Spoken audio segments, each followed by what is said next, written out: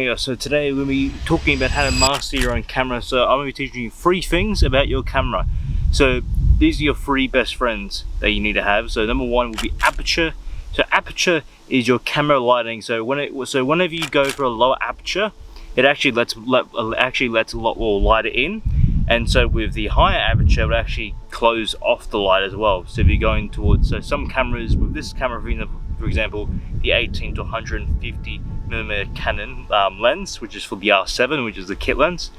The lowest aperture you can actually go for is 3.5 if you're using a focal length of 18mm. And then once it actually zooms in properly, then the lowest is actually 5 or 5.5 or some shit like that.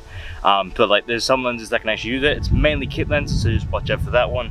And also with the with aperture, you tend to see these YouTube videos of actually, how to actually sharpen your own photos and what type of stuff, how to get, clear images.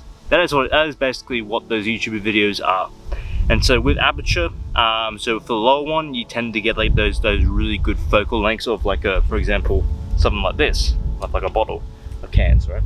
And so with that, I'll be showing you examples of like photos around this video and stuff. But yeah, for aperture, it's way more easier to use, as I was actually quite I misunderstood what aperture meant, and so with that, I tend to got misunderstood with all these three things. But aperture with a lower aperture, it tends to get that sharp like edges around the product or whatever. That's what it's mainly used for. And so with higher aperture, it tends to be focused on more of everything around that background. So for example, like a cityscape or whatever, you tend to see a lot more of the area actually like focused a lot more. So there's that too. It tends to get everything around you. And so with shutter speed, there's lower and then there's higher shutter speed.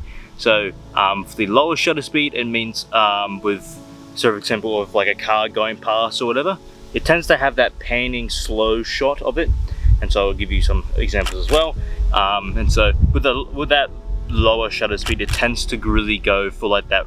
It tends to look like it's going actually really fast, which it is. And so with the lower shutter speed, you want to have like a tripod, like the Joby one, which I'm using right now for this video, and then you need to just go towards a lower shutter speed between like 2 seconds to 5 seconds, depending how long the camera can actually go for, and also grab an anti-filter if you're shooting it in daytime, of course. And so with that, it tends to go like that. And so with higher shutter speed, it tends to actually go for the sports photography and more action shots as well. So for example, of like someone running through or something like that, like Kylian Mbappe, or either like someone really fast, like someone really like just super quick. You need to have a higher shutter speed to be able to capture that action and all that type of stuff.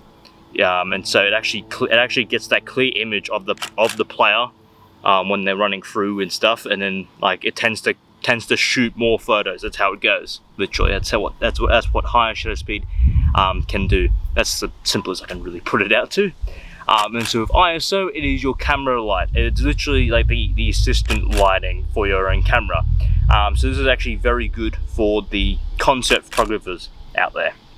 And so with concept photographers, there's a lot of nighttime photos. So with nighttime photos, you want to have higher ISO, but this can be a problem with if you want to have clear images, because it tends to make a lot of noise, which now, thanks to Lightroom, you can actually denoise this in it, but it will turn to a PNG or some shit like that. But with that, it tends to create that noise, but it's very good. But I would definitely recommend to grab one small LED light and stuff like that, so you can actually grab more light, so you don't have to rely on ISO, which you don't have to if it's daytime with it, because I'm only using 125 ISO.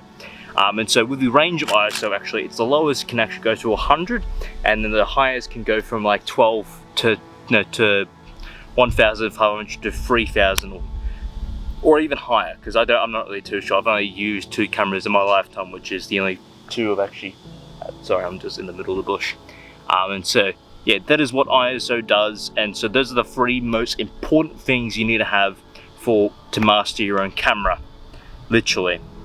Everything else you can learn through for your own, but these 3 are the most important things you need to have, literally.